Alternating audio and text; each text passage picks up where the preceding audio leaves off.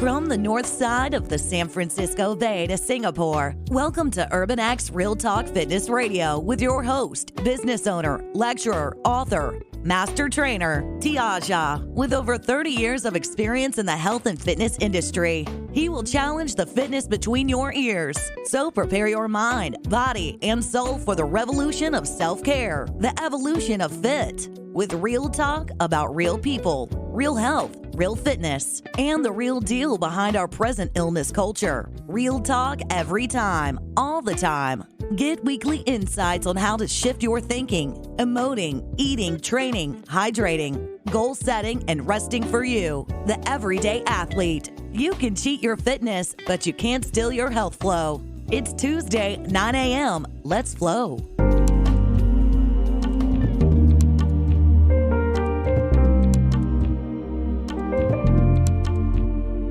Welcome to Urban X Real Talk Fitness Radio, where we challenge fitness between your ears. I'm your host, Tiaja. You know, when I was coming up as a boy in Oakland, California, my mom taught my siblings and I to never disrespect an adult.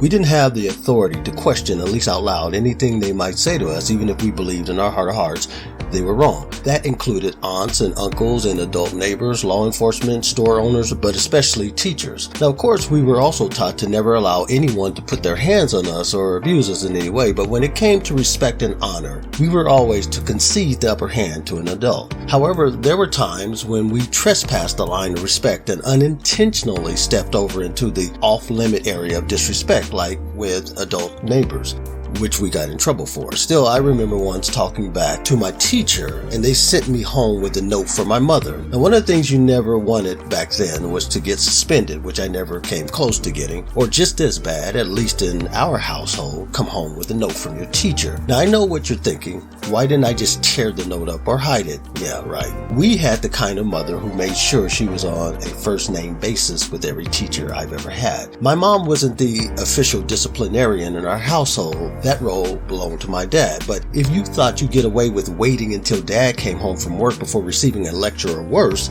you'd be sadly mistaken. I hated disappointing my mom, especially when it came to school. I was normally one of the top students in all my classes with perfect citizenship. Sure, I'm dating myself, but they did have citizenship awards back then. My mom was a petite woman with a soft voice, but she took our education very seriously, so if we did anything to jeopardize our education, we would receive her wrath. Her favorite opening line was, "Who do you think you are?"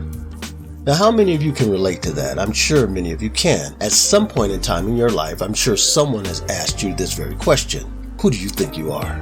Back then, the question brought deep introspection along with feelings of shame. I had disappointed my mom by disrespecting my teacher, and that was enough back then to make you feel ashamed of yourself. Whenever my mom asked that question, I knew it was simply rhetorical in nature. Who do you think you are meant you're out of line, or as the older folks used to say, you're getting too big for your britches. Now, last week, I asked the universal ethereal question, who are you? I even shared the allegory wordplay between the caterpillar from Alice in Wonderland and Alice when he asked her, who are you? But sadly, like many of us, she didn't know. She didn't know because who she was changed from moment to moment. So this week, I want you to ponder this question.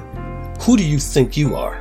Not in any rhetorical sense, but in a very real sense, because despite what you might think, such introspective questions are linked to our sense of well-being, and thus our overall health. Now, many people become discombobulated when asked such a question because their mind meanders to a lesser thought process, which is who others think they are. In other words, it's much safer to see themselves through the lens of others or society in general. And why is that, you might ask? Because if we don't like what we see, we can't always blame others. If we fall short of our ideal, we can't always place the blame at the feet of a spouse or a parent or a failed relationship. Who do you think you are? In an age where reality is often blurred by appearances, we pretend like we're something we're not on social media, it's easy to create an alter ego or alternative reality and live that fabricated life instead.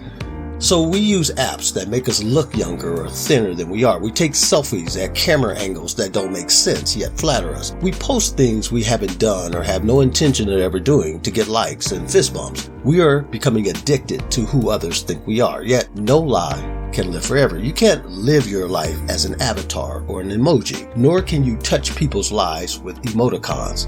Real connections are created through real emotions. A crying and hug emoji doesn't come close to replacing real empathy, which is holding a loved one or a friend who is hurting, who is crying real tears. Praying hand emojis cannot replace authentic prayer. When you were growing up, you had a real sense of who you wanted to become. So let me ask you, did you become that person? And if not, why?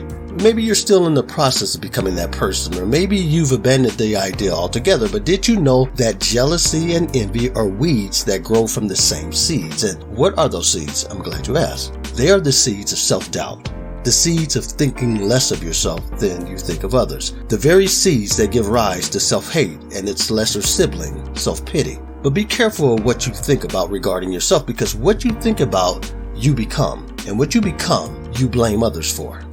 I'm so stupid. I can't believe I did that. She's so good at everything. I hate myself. God, I look fat. Oh no, I'm too old for that. I can never do that.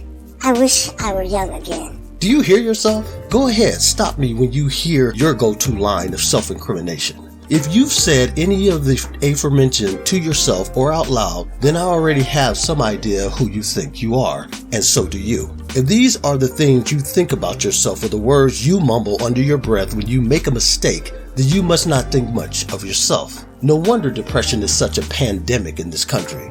But buyers beware. No one wins in a race to the bottom but the pharmaceutical industry. Little wonder why more antidepressants are sold and abused in America than nearly all the other developed nations combined. The fact is, you likely know precisely who you are. The irony is, however, you don't like the person you've become. To become the best version of yourself requires consistent and constant exercise of the decision muscle. But unfortunately, what plagues us most in life is indecisiveness. Now don't get me wrong, we are very decisive about the things we truly want or things we are confident in doing. But once outside of our comfort zones, we feign indecisiveness. We freeze like a deer in headlights. And who we truly are remains a mystery, an unsolved puzzle that too often leaves us wishing for a life we already possess. Dear friends, I wish above all things that you prosper just as your soul prospers. You've been listening to Urban X Real Talk Fitness Radio with your host Tiaja. Until next week, as always, walk in health and peace.